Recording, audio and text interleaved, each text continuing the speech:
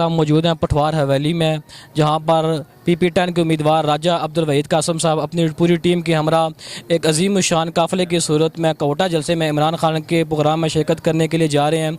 आइए हम राजा वहीद कासम साहब से, जो कि PP10 के उम्मीदवार हैं, उनसे कुछ बात करते हैं, उनसे कुछ सवालात करते हैं। अस्सलाम वालेकुम। वालेकुम अस्सलाम वरहमतुल्लाह। राजा साहब क्या हाल है? शुक्र अल्हम्दुलिल्लाह जी, अल्लाह का। राजा साहब आज इतना बड़ा काफ़िला लेकर आप कहाँ जा रहे हैं?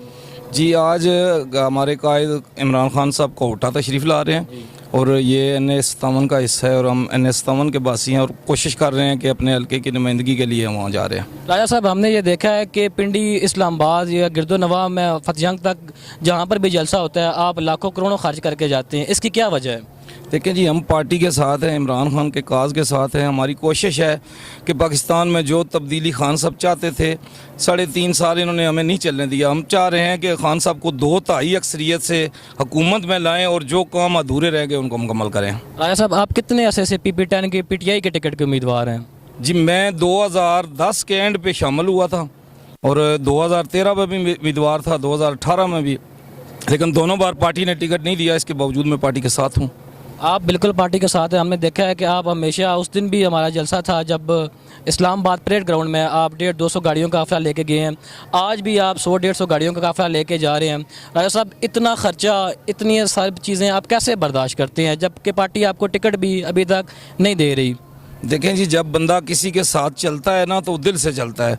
हम इमरान खान के साथ चल रहे हैं इस सूरत में कि पाकिस्तान में तब्दीली आएगी। जिस तरह ये लोग यहूदियों के हमने इनको भगाना है, उसमें हमारी जान माल जो भी लगता है हम लगाने के लिए तैयार हैं, कोई इशू नहीं है। भाई साहब क्या उम्मीद है इस मरतबा PP10 के टिकट का फैसला इमरान खान साहब आपके हक में करेंगे?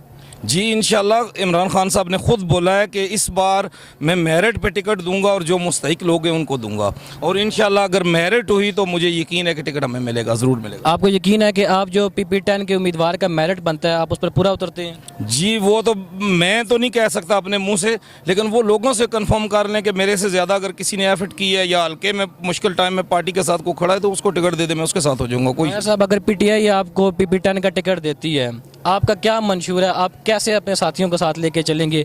PP10 के लिए आप क्या करेंगे? देखें ना, सबसे पसमानदा इलाका हमारा PP10 है।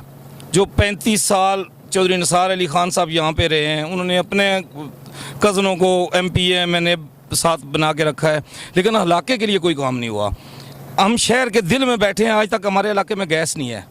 हमारे चारों तरफ गैस है, लेकिन एक ज़िद की वजह से उन्होंने आज तक हमें गैस नहीं दी। कोई यूनिवर्सिटी नहीं है, कोई कॉलेज नहीं है, कोई हॉस्पिटल नहीं है।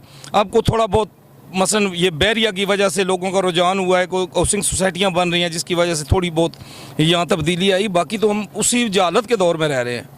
यानी आपको लगता है अगर PTI आपको टिकट देती है तो आप ये इलेक्शन आराम और सुकून के साथ निकाल सकते हैं? इंशाल्लाह टिकट, नाम का भी टिकट मिल जाए, हमें PTI का नाम मिल जाए, इंशाल्लाह हमारी इतनी वर्थ है कि हम सीट निकाल के खान साहब को तोहफा देंगे। चलें जी, ये थे हमारे साथ राजा अब्दुल वहीद कासम साहब जो PP10 के उम्मीदवार हैं।